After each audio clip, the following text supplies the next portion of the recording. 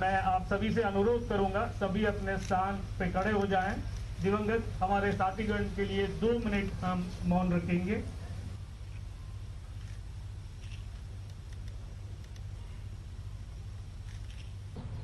छत्तीसगढ़ शासन के मुख्यमंत्री श्रीमान बघेल जी,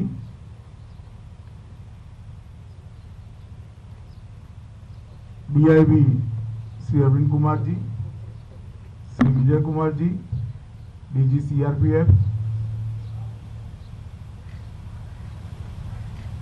डीजी अवस्थी जी, और आज मुझे भी गर्व हो रहा है जिन्होंने इतनी बहादुरी के साथ ये ऑपरेशन के अंदर घंटों तक लड़ाई लड़कर, जिनके साथ लड़ाई थी इनके दांत खट्टे किए, ऐसे सीआरपीएफ और कोबरा फोर्स के सभी जवान भाइयों। सबसे पहले तो ये ऑपरेशन के अंदर हमारे कुछ साथी शहीद हुए हैं। छत्तीसगढ़ पुलिस के, सीआरपीएफ के, कोबरा फोर्स के, वो सभी को मैं देश के प्रधानमंत्री जी की ओर से, मेरी ओर से और समग्र देश की जनता की ओर से बहुत भावपूर्वक श्रद्धांजलि देता हूं। उन्होंने अपने जीवन का सर्वस्व इस देश के लिए, इस देश के विकास के लिए, इस देश की शांति के लिए त्यागा है, बलिदान दिया है। उनके सर्वोच्च बलिदान को ये देश कभी भुला नहीं सकता। जो लोग गए हैं, इनके परिवारों के प्रति भी पूरे देश की सहानुभूति है। पूरा देश चट्टान की तरह इनके साथ खड़ा है। मैं आप लोगों को आज इतना ही कह सकता हूं कि आपके कुछ साथी आपने जरूर गंवाए हैं, मगर आप भारत सरकार पर, छत्तीसगढ़ सरकार पर भरोसा रखना, आपके साथियों का बलिदान व्यर्थ नहीं जाएगा। जिस उद्देश्य के लिए इन्होंने बलिदान दिया है, वो उद्देश्य निश्चित रूप से पूरा होगा और विजय हमारी होगी। आज सुबह मैं जब इन सब के मृतदेहों को उनके घर पर भेजा जा रहा था, तब उनको सलामी देकर आया हूं, श्रद्धांजलि देकर आया हूं। जब ये दृश्य टीवी पर जाते थे, पूरे देश के परिवारों के घर के अंदर सभी लोगों के आंखों में नमी थी। एक सम्मान का भाव था, एक फक्र का भाव था कि देश का जवान अपने घर से किलोमीटरों दूर देश के लिए, देश की मिट्टी के लिए, देश की शांति और देश के विकास के लिए अपनी जान का बलिदान दिया है। एक और तो गौरव हो रहा था, दूसरी ओर मन में बड़ा शोक और दुख भी था कि इतनी युवावस्था में ये जवान हमारे बीच में नहीं है। आज मैं उसी टीम के साथ बैठा हूं जो टीम ये लड़ाई लड़कर आई। आपने मुझे बताया, मेरी ब्रीफिंग भी हुई वहां पर। घंटों तक इतनी विषम परिस्थिति में आपने बहादुरी के साथ ये लड़ाई को लड़ा है। पूरा देश आप पर गर्व कर रहा है। कुछ क्षति हमारी जरूर हुई, मगर जिनके खिलाफ हमारा ऑपरेशन था, जिनके खिलाफ लड़ाई थी, उनकी भी क्षति हुई। और हमें ये नहीं भूलना चाहिए कि कुछ साल पहले वहां पहुंचना भी दिक्कत थी। उनके घर में जाकर, उनके घर तक पहुंचकर हमने लड़ाई लड़ी है और हम बहादुरी के साथ लड़े। आप सबकी बहादुरी के कारण ही 4 साढ़े 4 घंटे तक मुठभेड़ चली, उनका भी भारी नुकसान हुआ, हमारा भी नुकसान हुआ। परंतु ये लड़ाई है, ये लड़ाई को हमने अंजाम तक पहुंचाना है। विगत कई सालों से हम देख रहे हैं, धीरे धीरे धीरे हम अपनी पोस्टों को आगे बढ़ाते जा रहे हैं। मैं 2019 से गृह मंत्री हूं, मैं देख रहा हूं 2 साल के हम काफी अंदर गए हैं, लॉजिस्टिक को भी बढ़ाया है और रोड को भी अंदर तक पहुंचाने का हमने प्रयास किया है। हमारे कैंप भी बड़े हैं, जवानों की तैनाती भी बढ़ी है। कुछ दिक्कतें जरूर हैं जो आपने बताई है, मुझे मेरे साथियों ने भी लिखी है, मैं भी इसकी एक डिटेल नोट लूंगा। आप आश्वस्त रहिए, जो बेस्ट अवेलेबल हो सकता है वो आपके लिए उपलब्ध कराने में भारत सरकार कोई कसर नहीं छोड़ेगी। ये सारी की सारी जो आपने बातें बताई हैं उसको उच्चतम स्तर से गंभीरता के साथ लेकर आपकी सहायता हो, इस प्रकार की व्यवस्था हम खड़ी करना चाहते हैं। परंतु मैं इतना ही कहना चाहता हूं मित्रों कि जब एक साथी साथ छोड़कर जाता है, हम सबका दुख तो होता ही है,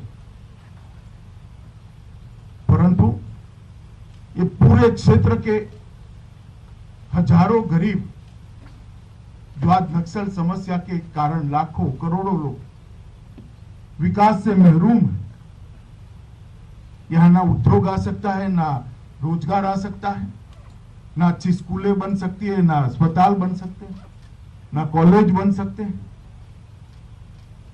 उनके जीवन की सुखाकारी के लिए समस्या के खिलाफ हमने लड़ना ही पड़ेगा, हमारे पास कोई चारा नहीं। सरकार यह भी प्रयास कर रही है कि सब लोग हथियार डालकर आए। मैं तो आज भी कहता हूं कि हथियार डालकर आना है, उनका स्वागत, मगर हाथ में हथियार है तो हमारे पास भी कोई रास्ता नहीं बचता। आपके जज्बे के कारण, आपकी वीरता के कारण और विषम परिस्थिति में संघर्ष करने के आपके एक स्वभाव के कारण आज देश में नक्सल समस्या काफी मात्रा में कम हुई है।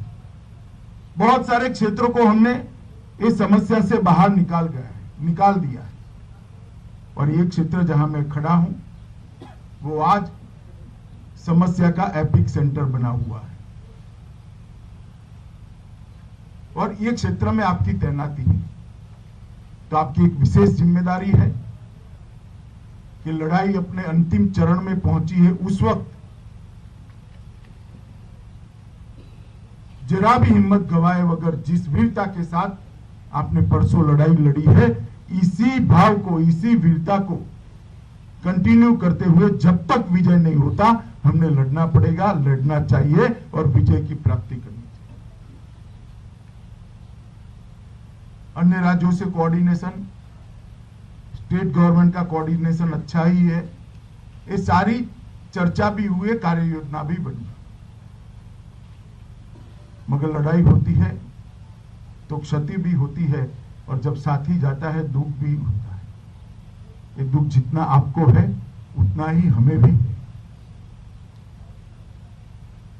परंतु लड़ाई को हम रोक नहीं सकते। लड़ाई को इसी जज्बे के साथ आपको आगे बढ़ाना है और इसीलिए आज मैं यहां आपके बीच में आया हूं। जब से मैं सुना, मैं आसाम था, मेरे सारे कार्यक्रम रद्द कर कर मैं कल शाम को दिल्ली पहुंचा, दिल्ली जाके रिव्यू किया और आज बड़े सवेरे से यही क्षेत्र में हूं जहां ये समस्या है। मैं आज यहां पर देश के प्रधानमंत्री जी का भी संदेश लेकर आपके लिए आया हूं। ये लड़ाई में हमारे पास विजय के अलावे कोई विकल्प नहीं है, क्योंकि ये लड़ाई हमारी व्यक्तिगत लड़ाई नहीं है, देश को शांत और विकसित करने की, देश को समृद्ध करने की लड़ाई है। इसमें हमें विजय प्राप्त करनी है और यहां पर आज आप लोगों को सुना भी, आपके साथ चर्चा भी करी, आपके अफसरों के साथ भी सुबह काफी डिटेल चर्चा हुई है, आपके साथ भोजन भी रखा है। मैं चाहूंगा कि जहां आप भोजन करें वहीं खड़ा रहकर मैं आपके साथ भोजन करूं। भोजन करते करते भी मैं आपके साथ बात करूंगा, मगर इतना भरोसा जरूर रखना कि भारत सरकार संवेदना के साथ आपकी हर तकलीफ को समझती है और आपकी ये लड़ाई के साथ चट्टान की तरह खड़ी है। आपकी हर जरूरियात को पूरा करने की तैयारी भी है और इच्छा भी है। यहां से जाने के बाद जितनी भी कमियां नजर आएगी, इसको भरने के लिए हम तुरंत ही कार्यवाही करेंगे। मैं आप सभी को फिर से एक बार बहुत बहुत शाबाशी तो नहीं कह सकता, मगर साधुवाद देना चाहता हूं, आपकी वीरता की बुरी बुरी प्रशंसा करना चाहता हूं कि आपने 4-4.5 घंटे तक एक कठिन लड़ाई लड़कर दुश्मन के दांत खट्टे करने का काम किया है और वीरता के साथ आप लड़ाई लड़े हो और ऐसी जगह पे लड़ाई लड़े हो जहां जाने की पहले हम कल्पना भी नहीं कर सकते। और ये लड़ाई को हम सब मिलकर जारी रखें जब तक विजय नहीं होता, जब तक ये समस्या निर्मूल नहीं होती, तब तक हमारी लड़ाई समाप्त नहीं हो सकती। मैं फिर से एक बार देश के प्रधानमंत्री और भारत सरकार की ओर से आपने जो वीरता दिखाई है, इसलिए मैं बहुत बहुत मन के साथ आप सभी की प्रशंसा भी करना चाहता हूं और आप सभी को साधुवाद भी देना चाहता हूं कि वीरता का जो जज्बा है अनेक सालों तक जो सीआरपीएफ और कोबरा ज्वाइन करेंगे उनके लिए प्रेरणा देता रहेगा। एक गाथा बनेगी और एक गाथा आने वाले दिनों में कई पीढ़ियों तक सीआरपीएफ की लोग याद करेंगे और इससे प्रेरणा लेकर देश के लिए, देश की शांति के लिए, देश के विकास के लिए काम करने की प्रेरणा लेंगे। फिर से एक बार आप सभी को बहुत बहुत साधुवाद देकर मेरी बात को समाप्त करता हूं और जो हमारे साथी शहीद हुए हैं उनको पूरे देश की ओर से एक विनम्रता पूर्वक श्रद्धांजलि देकर